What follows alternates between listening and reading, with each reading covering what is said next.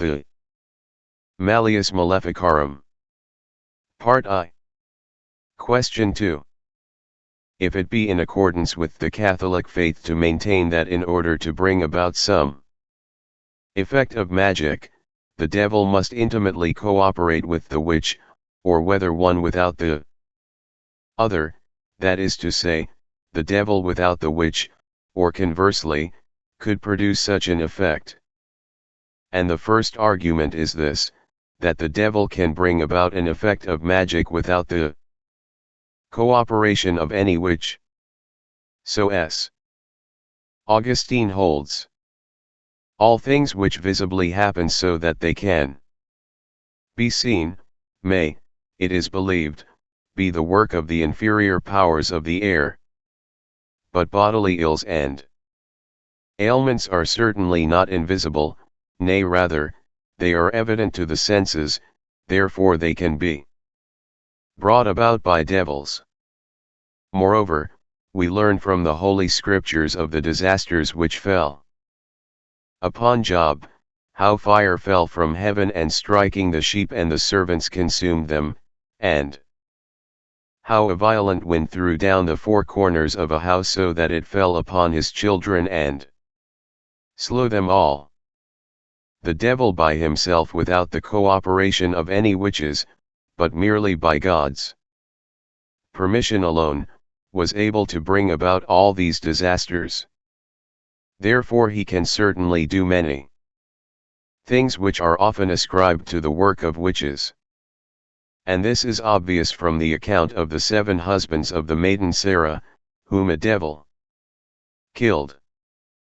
Moreover, whatever a superior power is able to do, it is able to do without reference to a power superior to it, and a superior power can all the more work without reference to an inferior power. But an inferior power can cause hailstorms and bring about diseases without the help of a power greater than itself. For blessed Albertus Magnus in his work De Passionibus Era says that rotten sage, if used as he explains, and thrown into running water, will arouse most fearful tempests and storms. Moreover, it may be said that the devil makes use of a witch, not because he has need of any such agent, but because he is seeking the perdition of the witch. We may refer to what Aristotle says in the 3rd book of his Ethics. Evil is a voluntary act which is proved by the fact that nobody performs an unjust action, and a man who commits a rape does this for the sake of pleasure, not merely doing evil for evil's sake. Yet the law punishes those who have done evil as if they had acted merely for the sake of doing evil. Therefore if the devil works by means of a witch he is merely employing an instrument, and since an instrument depends upon the will of the person who employs it and does not act of its own free will, therefore the guilt of the action ought not to be laid to the charge of the witch, and in consequence she should not be punished. But an opposite opinion holds that the devil cannot so easily and readily do harm by himself to mankind, as he can harm them through the instrumentality of witches, although they are his servants. In the first place we may consider the act of generation. But for every act which has an effect upon another some kind of contact must be established, and because the devil, who is a spirit, can have no such actual contact with a human body, since there is nothing common of this kind between them, therefore he uses some human instruments, and upon these he bestows the power of hurting by bodily touch.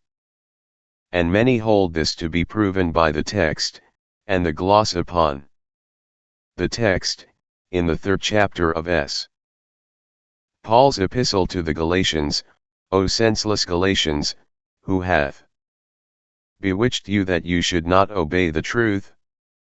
And the gloss upon this passage refers to those who have singularly fiery and baleful eyes, who by a mere look can harm others, especially young children. And Avicenna also bears this out, Naturalism, Book 3, c.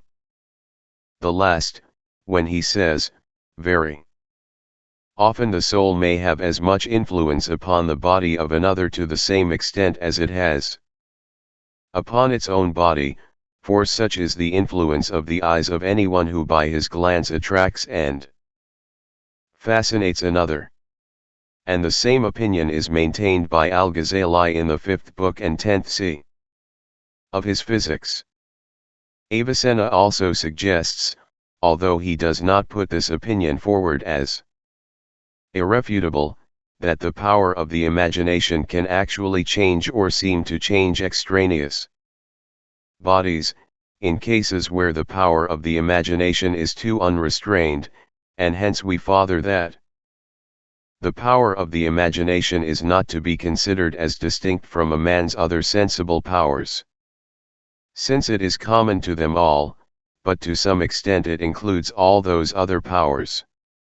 And this is true, because such a power of the imagination can change adjacent bodies, as, for example, when a man is able to walk along some narrow beam which is stretched down the middle of a street. But yet if this beam were suspended over deep water he would not dare to walk along it, because his imagination would most strongly impress upon his mind the idea of falling, and therefore his body and the power of his limbs would not obey his imagination, and they would not obey the contrary thereto, that is to say, walking directly and without hesitation. This change may be compared to the influence exercised by the eyes of a person who has such influence, and so a mental change is brought about although there is not any actual and bodily change. Moreover, if it be argued that such a change is caused by a living body owing to the influence of the mind upon some other living body, this answer may be given. In the presence of a murderer, blood flows from the wounds in the corpse of the person he has slain. Therefore without any mental powers bodies can produce wonderful effects, and so a living man if he pass by near the corpse of a murdered man, although he may not be aware of the dead body, is often seized with fear. Again, there are some things in nature which have certain hidden powers, the reason for which man does not know, such, for example, is the lodestone, which attracts steel and many other such things, which S. Augustine mentions in the 20th book of the City of God. And so women in order to bring about changes in the bodies of others sometimes make use of certain things, which exceed our knowledge, but this is without any aid from the devil. And because these remedies are mysterious we must not therefore ascribe them to the power of the devil as we should ascribe evil spells wrought by witches.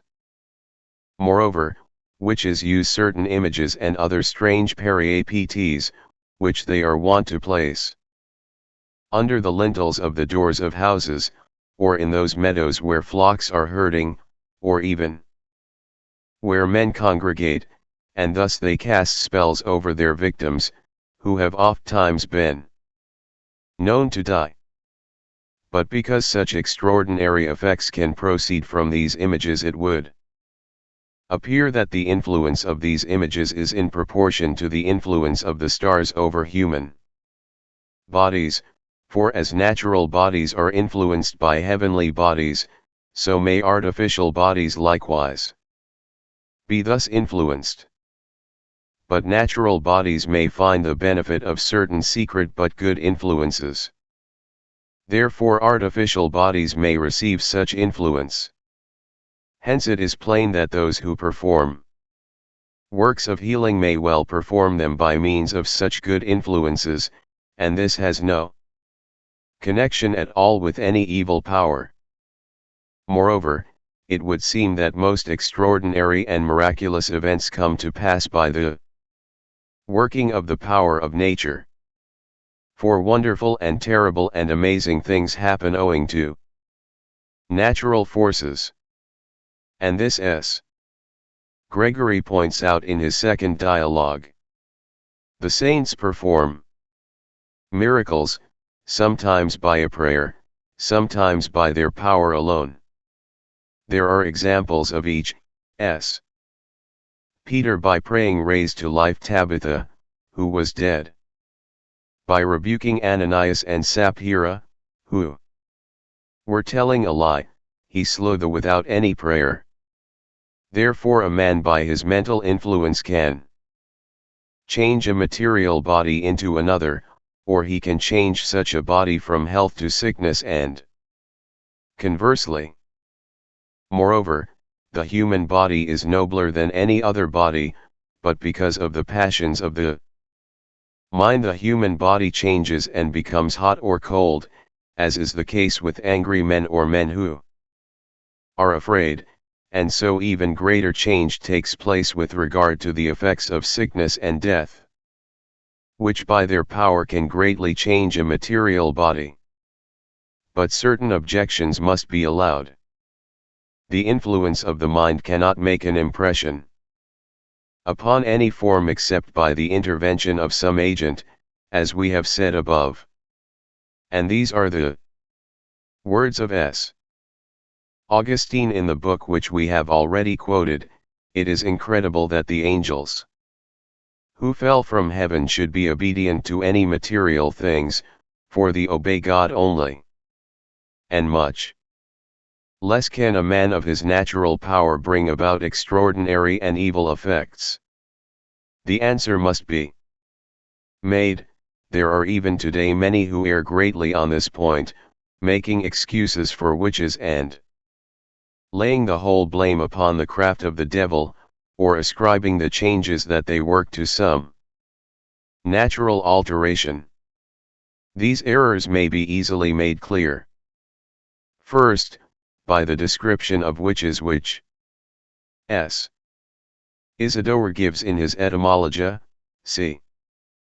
9, witches are so called on account of the blackness of their guilt, that is to say, their deeds are more evil than those of any other malefactors. He continues. They stir up and confound the elements by the aid of the devil, and arouse terrible hailstorms and tempests. Moreover, he says they distract the minds of men, driving them to madness, insane hatred, and inordinate lusts. Again, he continues, by the terrible influence of their spells alone, as it were by a draught of poison, they can destroy life. And the words of S. Augustine in his book on the City of God are very much to the point, for he tells us who magicians and witches really are. Magicians, who are commonly called witches, are thus termed on account of the magnitude of their evil deeds. These are they who by the permission of God disturb the elements, who drive to distraction the minds of men, such as have lost their trust in God, and by the terrible power of their evil spells, without any actual draught or poison, kill human beings. As Lucan says, a mind which has not been corrupted by any noxious drink perishes forspoken by some evil charm. For having summoned devils to their aid they actually dare to heap harms upon mankind, and even to destroy their enemies by their evil spells. And it is certain that in operations of this kind the witch works in close conjunction with the devil. Secondly, punishments are of four kinds: beneficial, hurtful, wrought by witchcraft, and natural. Beneficial punishments are meted out by the ministry of good angels, just as hurtful punishments proceed from evil spirits. Moses smote Egypt with 10 plagues by the ministry of good angels, and the magicians were only able to perform 3 of these miracles by the aid of the devil. And the pestilence which fell upon the people for 3 days because of the sin of David, who numbered the people, and the 72,000 men who were slain in one night in the army of Sennacherib, were miracles wrought by the angels of God, that is, by good angels who feared God and knew that they were carrying out his commands. Destructive harm, however, is wrought by the medium of bad angels, at whose hands the children of Israel in the desert were often afflicted.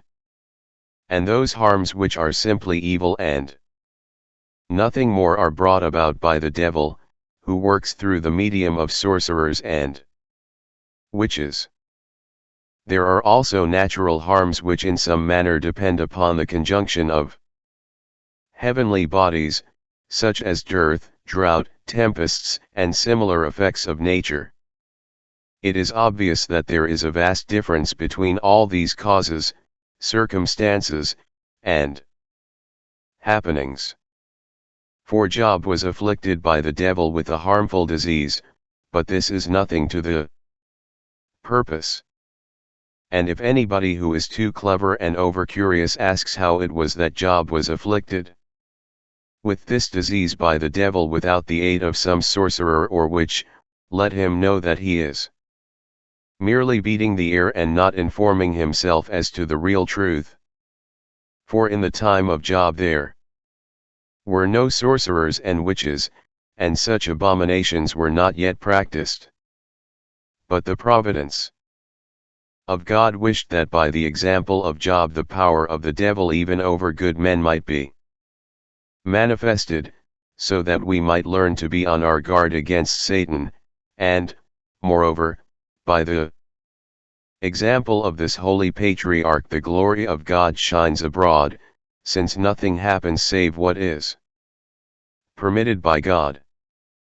With regard to the time at which this evil superstition, witchcraft, appeared, we must first distinguish the worshippers of the devil from those who were merely idolaters.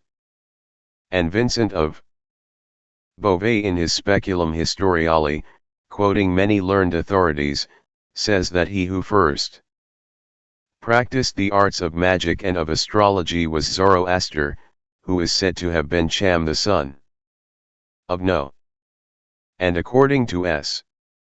Augustine in his book of the City of God, Cham laughed aloud when he was born, and thus showed that he was a servant of the devil, and he, although he was a great and mighty king, was conquered by Ninus the son of Belus, who built Nineveh, whose reign was the beginning of the kingdom of Assyria in the time of Abraham.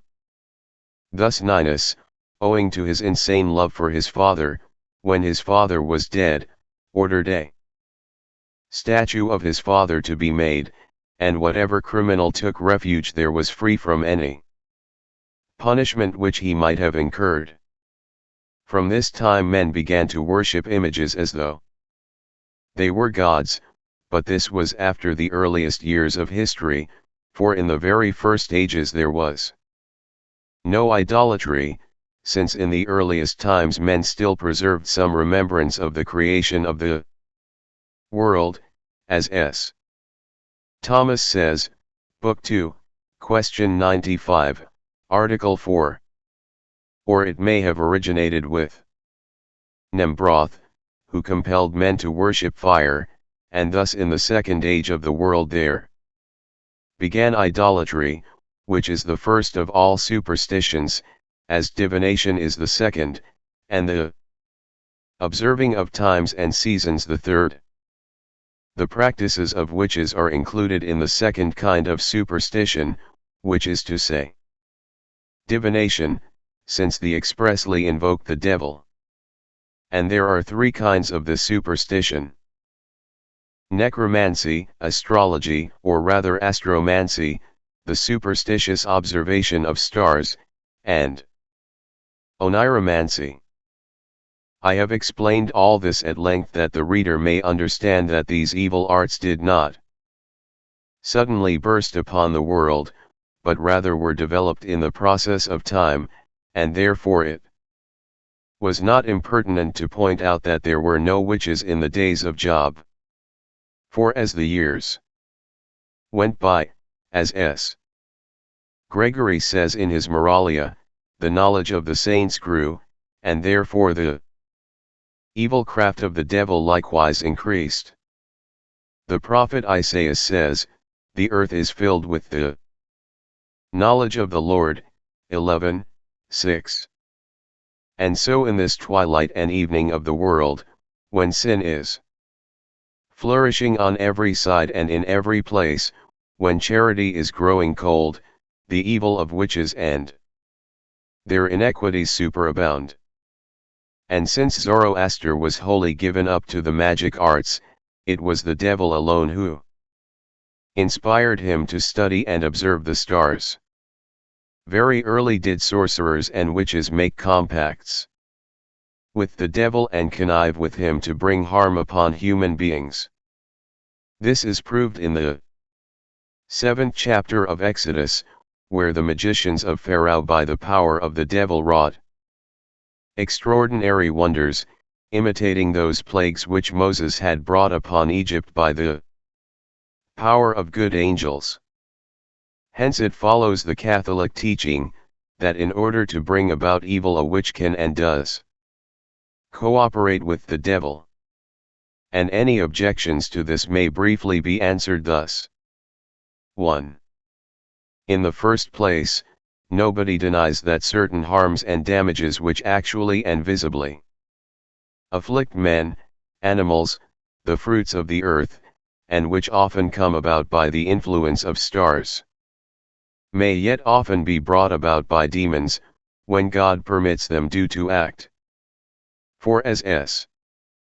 Augustine says in the 4th book of the City of God, demons may make use of both fire and air if God allow them so to do.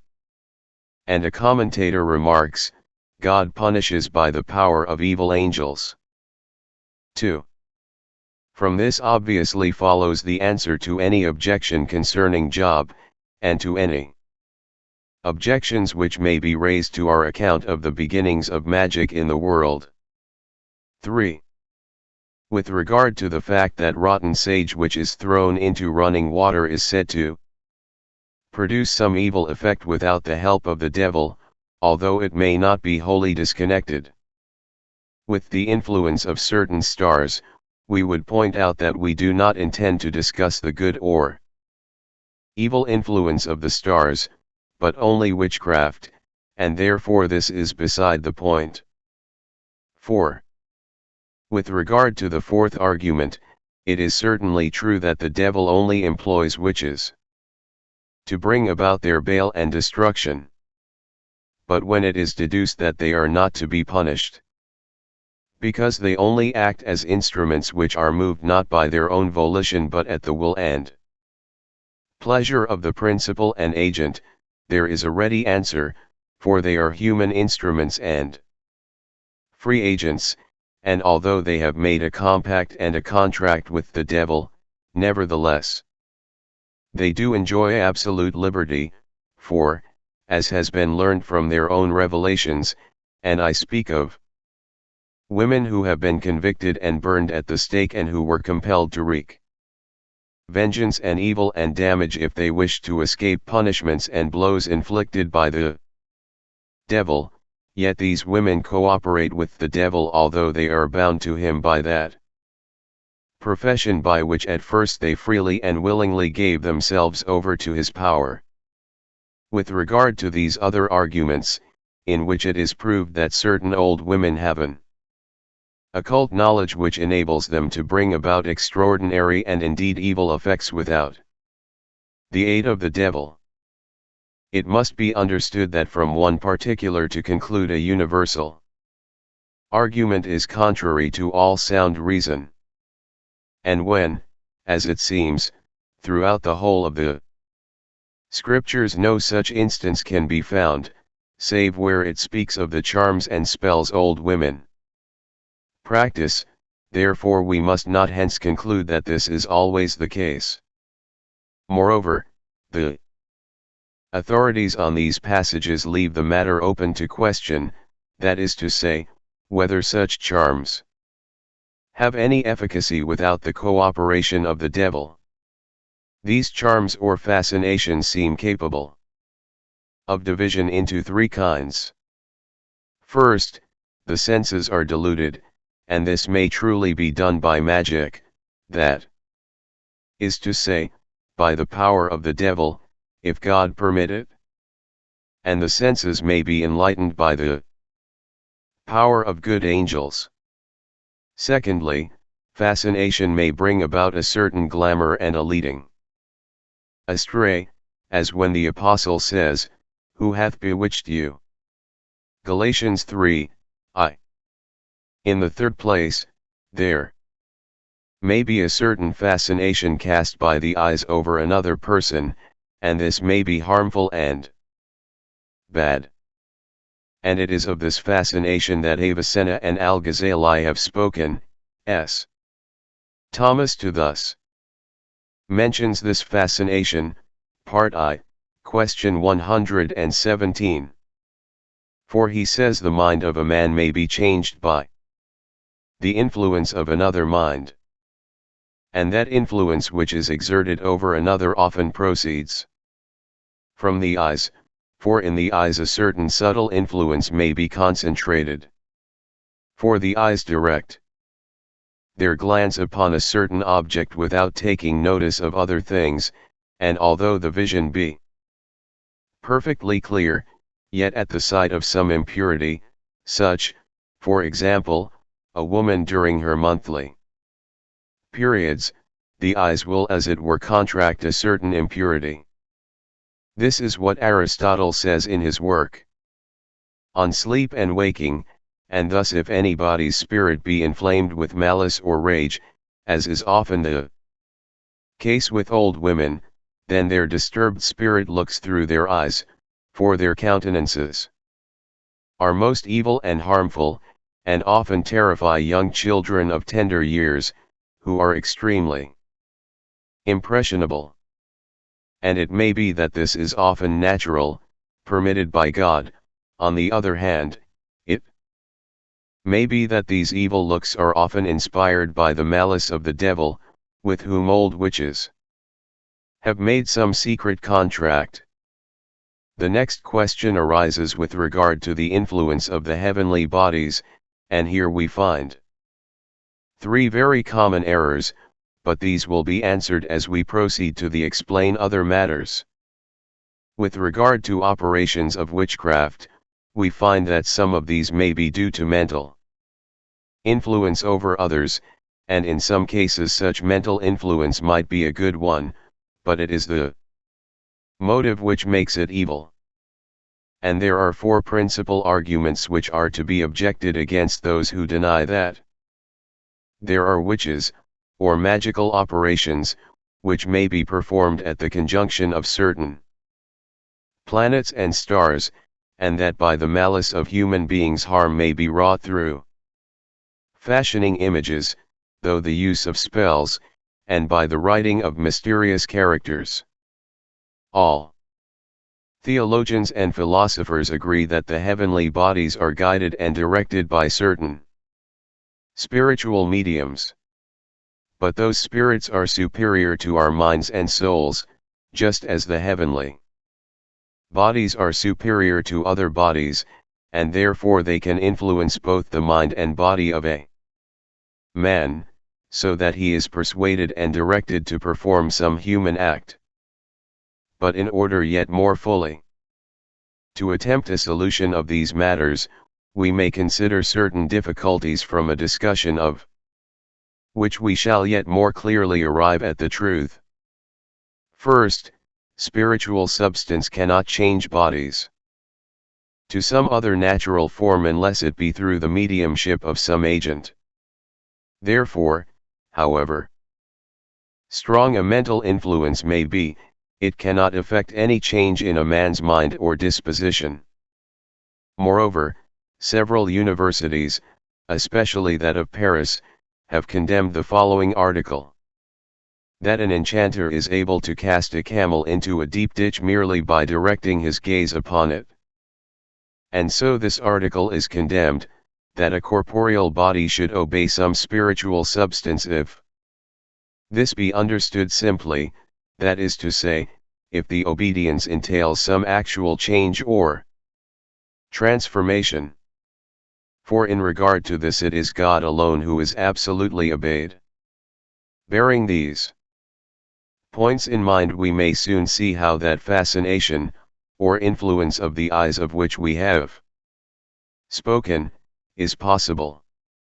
For it is not possible that a man through the natural powers of his mind should direct such power from his eyes that, without the agency of his own body or of some other medium, he should be able to do harm to the body of another man. Nor is it possible that a man, through the natural powers of his mind, should at his will bring about some change, and by directing this power through the mediumship of his eyes entirely transform the body of a man, upon whom he fixes his gaze, just as his will and pleasure may be. And therefore in neither of these ways can one man influence another and fascinate another. For no man by the natural powers of his mind alone possesses such an extraordinary influence. Therefore, to wish to prove that evil effects can be produced by some natural power is to say that this natural power is the power of the devil, which is very far indeed from the truth. Nevertheless, we may more clearly set forth how it is possible for a careful gaze to do harm. It may so happen that if a man or a woman gaze steadfastly at some child, the child, owing to its power of sight and power of imagination, may receive some very sensible and direct impression. And an impression of this kind is often accompanied by a bodily change, and since the eyes are one of the tenderest organs of the body, therefore they are very liable to such impressions. Therefore it may well happen that the eyes receive some bad impression and change for the worse. Since very often the thoughts of the mind or the motions of the body are particularly impressed upon and shown by the eyes. And so it may happen that some angry and evil gaze, if it has been steadfastly fixed and directed upon a child, may so impress itself upon that child's memory and imagination that it may reflect itself in the gaze of the child, and actual results will follow, as, for example, he may lose his appetite and be unable to take food, he may sicken and fall ill. And sometimes we see that the sight of a man who is suffering from his eyes may cause the eyes of those who gaze upon him to dazzle and feel weak, although to a large extent this is nothing else but the effect of pure imagination.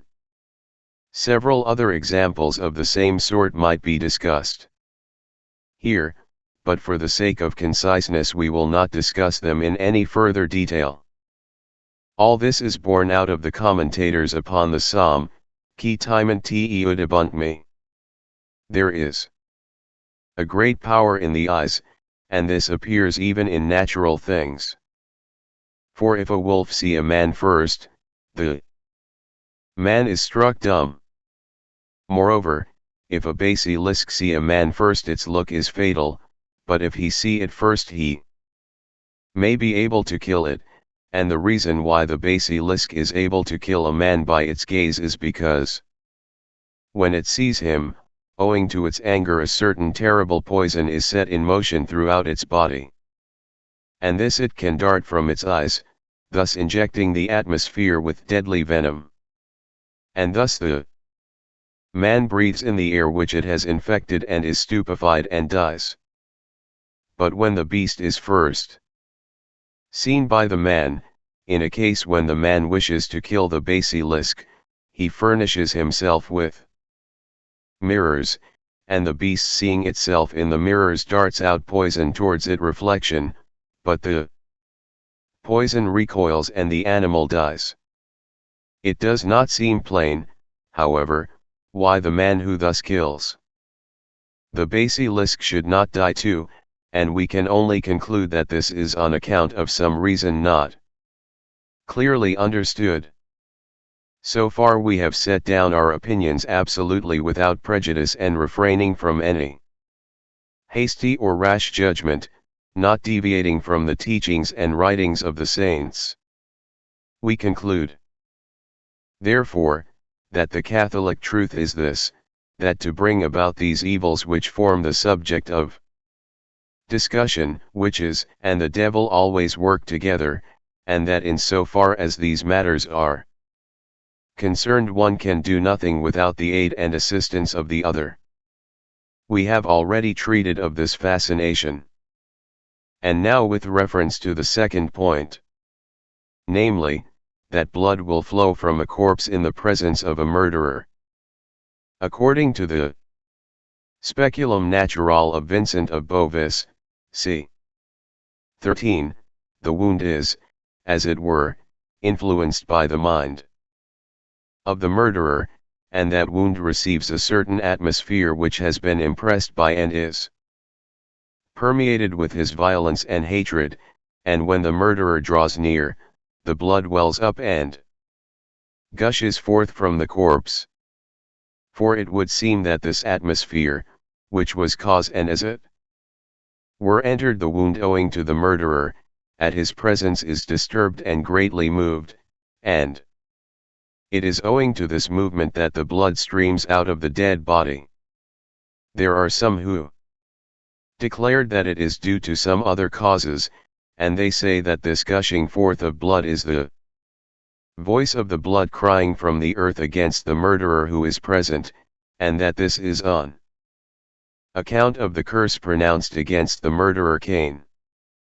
And with regard to that horror which a person feels when he is passing near the corpse of a man who has been murdered, although he may not be in any way cognizant of the vicinity of a dead body, this horror is psychic, it infects the atmosphere and conveys a thrill of fear to the mind. But all these explanations, be it noted, do not in any way affect the truth of the evil wrought by witches, since they are all perfectly natural and arise from natural causes.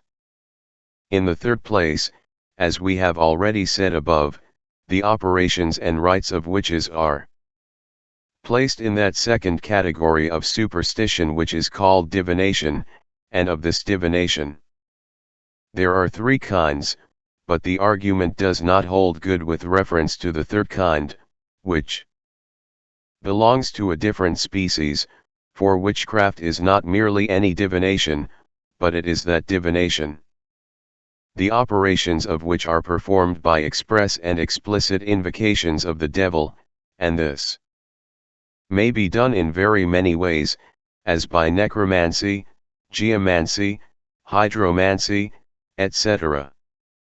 Wherefore this divination, which is used when they are working their spells, must be judged to be the height of criminal wickedness, although some have attempted to regard it from another point of view. And they argue thus, that as we do not know the hidden powers of nature, it may be that the witches are merely employing or seeking to employ these hidden powers. Assuredly, if they are employing the natural power of natural things to bring about a natural effect, this must be perfectly lawful, as indeed is obvious enough. Or even let us conceive that if the superstitiously employ natural things, as, for example, by writing down certain characters or unknown names of some kind, and that then they use these runes for restoring a person to health, or for inducing friendship, or with some useful end, and not at all for doing any damage or harm, in such cases, it may be granted, I say, that there is no express invocation of demons, nevertheless it cannot be that these spells are employed without a tacit invocation, wherefore all such charms must be judged to be wholly unlawful. And because these and many other charms like to them may be placed in the third category of superstition, that is to say, idle and vain observing of time and seasons, this is by no means a relevant argument as to the heresy of witches. But of this category, the observing of times and seasons, there are 4 distinct species. A man may use such observations to acquire certain knowledge, or he may in this way seek to inform himself concerning lucky or unlucky days and things, or he may use sacred words and prayers as a charm with no reference to their meaning, or he may intend and desire to bring about some beneficial change in some body. All this S. Thomas has amply treated in that question where he asks, whether such observing be lawful, especially if it be to bring about a beneficial change in a body, that is to say, the restoration of persons to health. But when witches observe times and seasons, their practices must be held to belong to the second kind of superstition, and therefore, in so far as they are concerned, questions concerning this third class are wholly impertinent. We now proceed to a 4th proposition, inasmuch as from observations of the kind we have discussed certain charts and images are wont to be made, but these are of 2 separate sorts, which differ entirely one from the other, and these are astronomical and necromantic. Now in necromancy there is always an express and particular invocation of demons, for this craft implies that there has been an express compact and contract with them. Let us therefore only consider astrology. In astrology there is no compact, and therefore there is no invocation, unless by chance there be some kind of tacit invocation, since the figures of demons and their names sometimes appear in astrological charts. And again, necromantic signs are written under the influence of certain stars in order to counteract the influence and oppositions of other heavenly bodies, and these are inscribed, for signs and characters of this kind are often engraved upon rings, gems, or some other precious metal, but magic signs are engraved without any reference to the influence of the stars, and often upon any substance, nay, even upon vile and sordid substances, which when buried in certain places bring about damage and harm and disease. But we are discussing charts, which are made with reference to the stars. And these necromantic charts and images have no reference to any heavenly body. Therefore a consideration of them does not enter into the present discussion.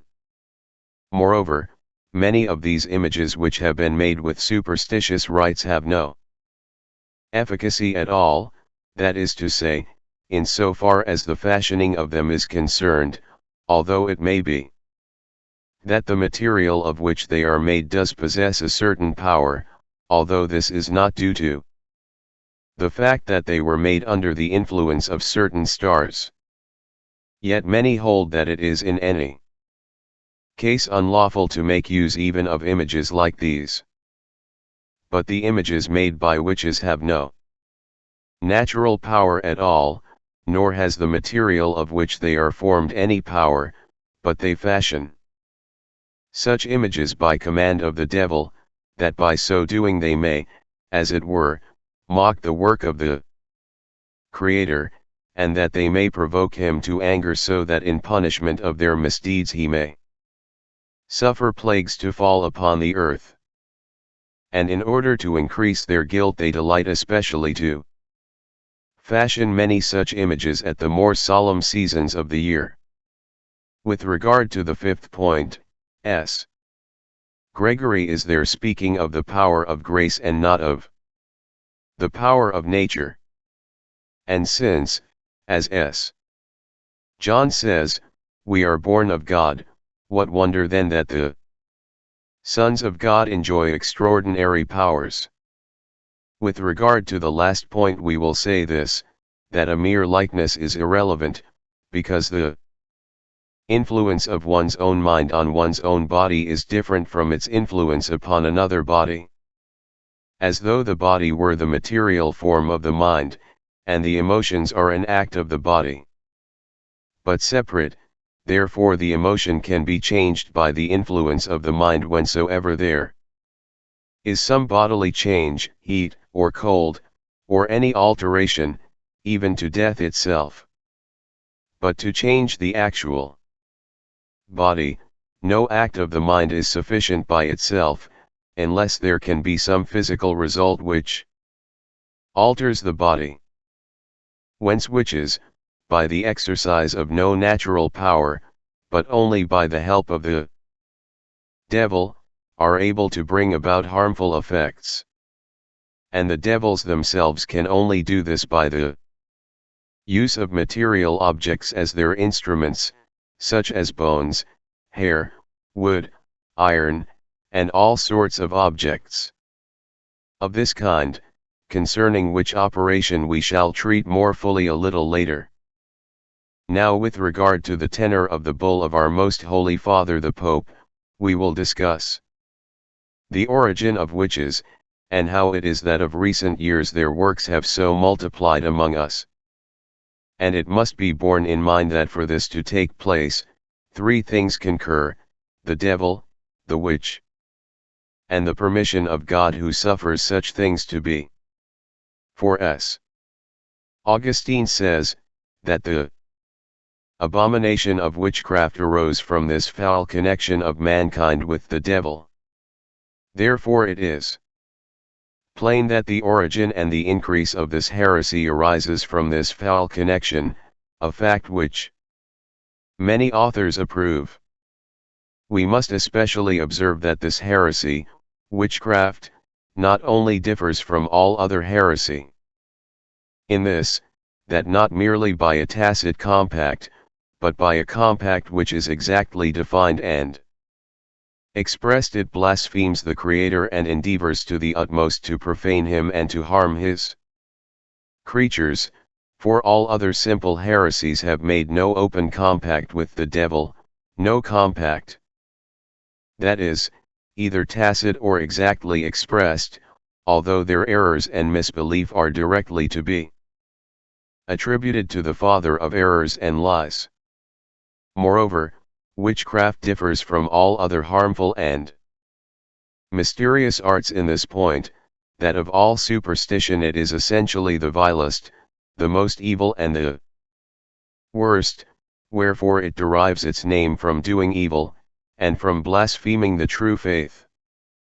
Malefici dicti amalficiendo, scu a male de fide sentiendo. Let us especially know too that in the practice of this abominable evil, 4 points in particular are required. First, most profanely to renounce the Catholic faith, or at any rate to deny certain dogmas of the faith. Secondly, to devote themselves body and soul to all evil. Thirdly, to offer up unbaptized children to Satan. Fourthly, to indulge in every kind of carnal lust with incubi and succubi and all manner of filthy delights. Would to God that we might suppose all this to be untrue and merely imaginary, if only our Holy Mother the Church were free from the leprosy of such abomination. Alas, the judgment of the Apostolic See, who is alone the mistress and the teacher of all truth, that judgment, I say, which has been expressed in the bull of our Holy Father the Pope, assures us and makes us aware that amongst us, and we dare not refrain from inquiring into them lest we imperil our own salvation. And therefore we must discuss at length the origin and the increase of these abominations. It has been a work of much labor indeed, and we trust that every detail will most exactly and carefully be weighed by those who read this book, for herein will be found nothing contrary to sound reason, nothing which differs from the words of Scripture and the tradition of the fathers. Now there are two circumstances which are certainly very common at the present day, that is to say, the connection of witches with familiars, incubi and succubi, and the horrible sacrifices of small children. Therefore we shall particularly deal with these matters, so that in the first place we shall discuss these demons themselves, secondly, the witches and their works, and thirdly, we will inquire wherefore such things are suffered to be. Now these demons work owing to their influence upon man's mind and upon his free will, and they choose to copulate under the influence of certain stars rather than under the influence of others, for it would seem that at certain times their semen can more easily generate and beget children.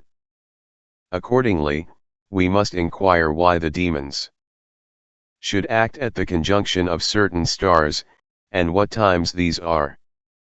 There are three chief points to discuss. First, whether the abominable heresies can be multiplied throughout the world by those who give themselves to incubi and succubi. Secondly, whether their actions have not a certain extraordinary power when performed under the influence of certain stars. Thirdly, whether this abominable heresy is not widely spread by those who profanely sacrifice children to Satan. Moreover, when we have discussed the second point, before we proceed to the third, we must consider the influence of the stars, and what power they have in acts of witchcraft. With regard to the first question, there are three difficulties which need elucidation. The first is a general consideration of these demons, which are called incubi. The second question is more particular, for we must inquire, how can these incubi perform the human act of copulation? The third question is also a special one, how do witches bind themselves to and copulate with these devils?